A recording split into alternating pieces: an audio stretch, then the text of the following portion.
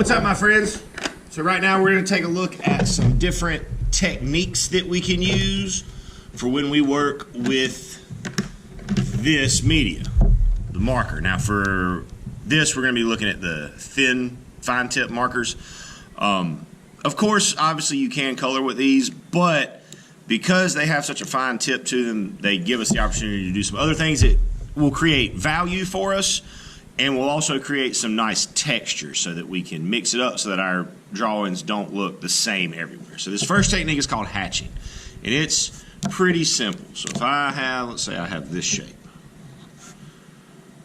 With hatching, what we do is we bring straight lines all the way across. We try to keep those lines straight, and we want them to be close together, but we don't want them to be touching. Now with hatching, we can also control that value, that lightness or darkness, by controlling the spacing. So if we have lines that are far apart, it's going to create kind of a lighter value, and then the closer those lines get to each other, the darker that value will become. Now if we move over to crosshatching, crosshatching is almost the same thing.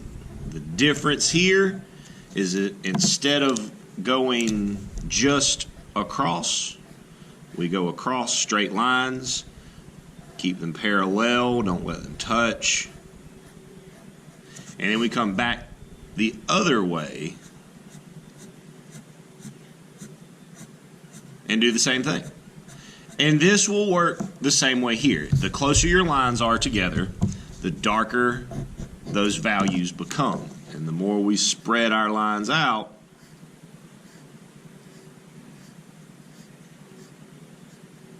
the lighter it will become.